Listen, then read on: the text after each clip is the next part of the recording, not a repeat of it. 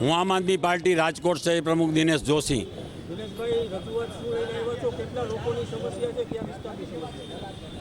રાજકોટના ward number 3માં વર્ષોથી સમસ્યા છે, સુવિધાના નામે શૂન્ય. આજે રાજકોટના વોર્ડ નંબર 3ના યાગરાજ નગરમાં કોઈ જાતની સુવિધા નથી, રોડ, રસ્તા, પાણી, ગટર, કોઈ સુવિધા નહીં. ત્યારે એ લોકો 7-8 વર્ષથી રહે છે, વેરા ભરે છે. ત્યારે એની પાછળની સાઈડમાં એક પણ મકાન ન હોવા છતાં નવો રોડ થઈ ગયો. શા માટે?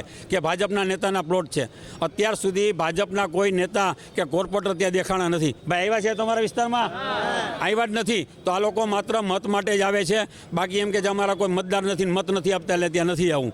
આજે હું તમને કહી દઉં કે એ લોકોને માત્ર મતમાં જ રસ છે. મતનું જ રાજકારણ કરવું છે લોકોના.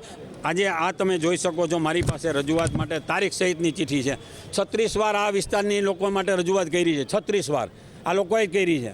એમ છતાં કોઈ રોડની સુવિધા નથી કે કાંઈ નથી. વેરા ભરે છે. શું આ લોકો પાકિસ્તાનમાં રહે છે? મારું આ જાડી ચામડીના લોકોને, આ તંત્રને એટલું કહેવું છે કે ભાજપની સરકાર કાયમી નથી રહેવાનું, એટલી ધ્યાન રાખજો.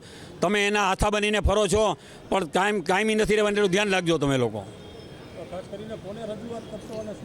રેમિયા મોહનને આજે નવા વહીવટદાર આવ્યા છે, તો કમિશનર સાહેબે એમ કહી દીધું પોલીસને, જાને અહીંયા ઝાલા સાહેબને કે ભાઈ તમે રજૂઆત કરવા એને નહીં દેતા, એને મળવા નહીં દેતા, મળવું હોય તો મને મળવા આવે, ત્યાં નહીં. એટલે અમે એને મળવા જવાના છીએ.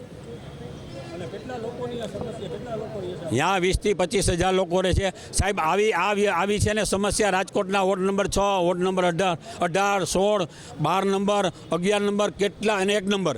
આ બધી સુવિધા આજે મેં તમને પ્રોબ્લેમ કીધા બધી જગ્યાએ છે.